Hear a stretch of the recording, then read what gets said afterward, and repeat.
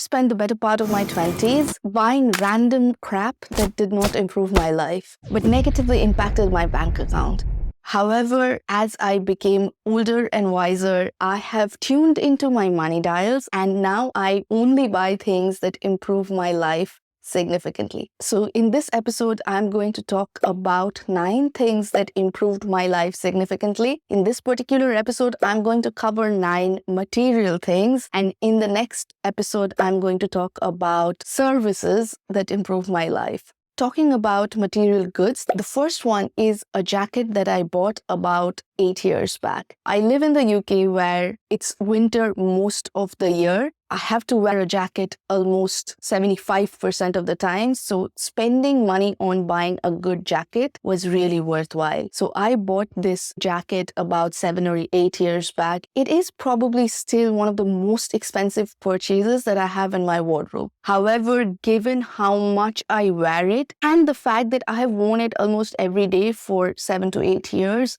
and it still manages to make me feel like $1 million when I put it on. And it frankly looks quite new even after 7 to 8 years, is a testament to the quality of the garment. But that one investment, and yeah, I call that an investment because today, if I was to sell that garment, I would probably get twice the amount that I paid for it. So that particular jacket improved my life by leaps and bounds. The second thing on the list is my mattress. Now, I am a bit obsessed about mattresses. There was this point in our life where we were testing out about 15 to 20 mattresses. And finally, the one we settled on was a Sleeping Duck mattress. Sleeping Duck is this Australian company who used to also sell mattresses in the United Kingdom. After searching for mattresses everywhere, we finally came to Sleeping Duck, and those are the 2 mattresses that we have in our home with an extra firm foam, because what they do is really interesting. You can pull in and pull out foams and change the firmness of the mattress, and you can even get half and half mattresses. However, they are no longer in the UK. So I don't know if we ever needed a new mattress, what I'd do, but that mattress has definitely changed my life for the better. The next purchase is my Kindle. Some of you might know that I am an avid reader, but obviously, like everyone else, I have limited real estate at home. And I realized that a lot of times, because I couldn't carry books around and they were very heavy and bulky as well, I was not reading as much. So I bought the first Kindle. I think I had a first generation Kindle years back, and then that stopped working. So I bought a new Kindle Paperwhite a few months back, which is honestly one of the best purchases, hands down. It gets me to read a lot more and a lot faster as well, because I can carry it around wherever I go. The next purchase that improved my life significantly is my iPhone. I hear you, Android users, but I'm an Apple girl. I have been since the iPhone 3 came out, and since then I have been using the iPhone. To be fair, I really did try to get out of the Apple ecosystem because it is quite an expensive phone to have, I won't lie. So I did try using an Android phone for a few months. However, the amount of friction that I had in using that phone was just taking a toll on my productivity. So I just switched back to an iPhone, and now I have pledged that I don't even want to try anything else other than an iPhone unless someone convinces me that the productivity that you find in an Android phone is equally as good and the UX is as good.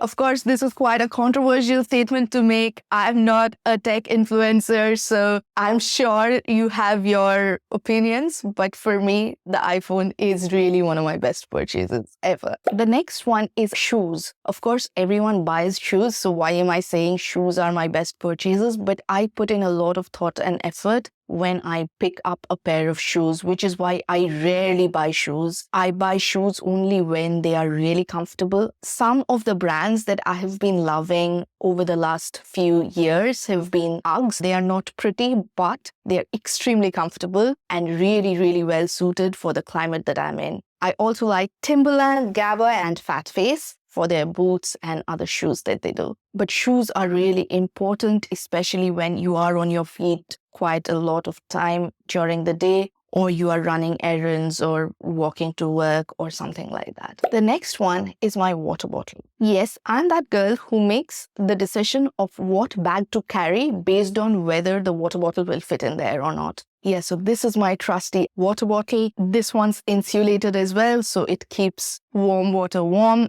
and it obviously keeps the cold water cool during the summer months.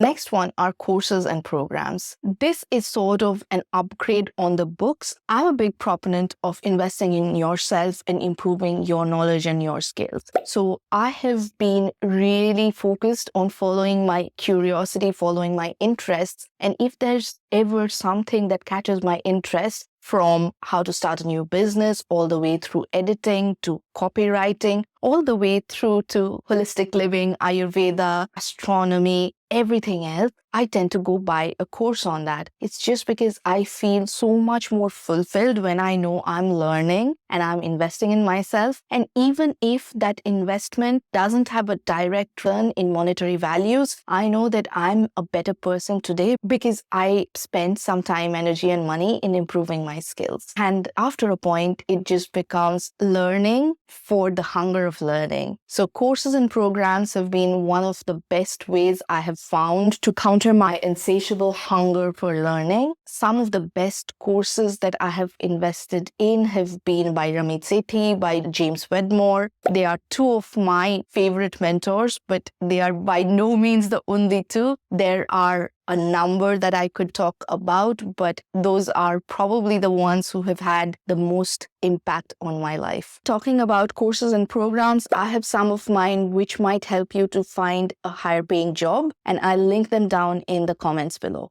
The next purchase, and some of you might be laughing as I say this, of course, are incense sticks. Some of you know that I am a bit obsessed about incense sticks, and this set of incense sticks are what I use on a regular basis. And then, of course, it's not just the incense sticks, it's also the incense stick holder, because what I realized was that I was not putting the incense sticks on because of the mess it creates. But if you have a holder like this one, where you can just let the ash drop inside and it's sort of mess-free, then I get a lot more use out of the incense sticks. So that's one of my most fun purchases, and one that honestly helps me take care of my mental health, because I feel like it's such a cheap purchase, but the fragrance is so divine that it forces me to take a deep breath. And a few deep breaths actually change the state of your nervous system, and it helps you in maintaining your hormonal balances and helps with mental health.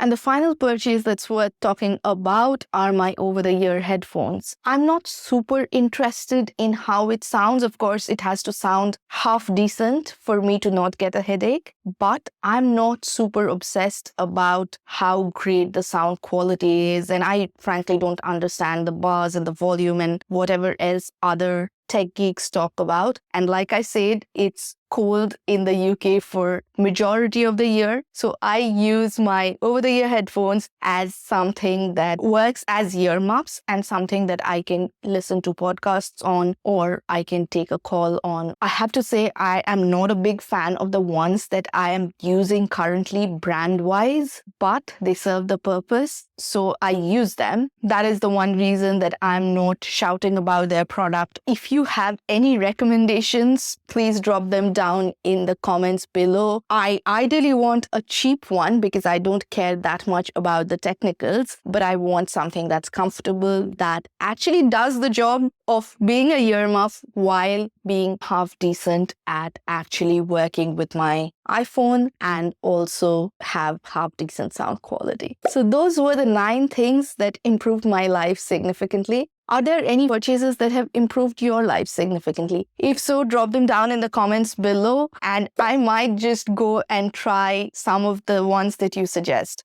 And if you enjoyed this episode, go check out this or this, and I'll see you the next time. Bye.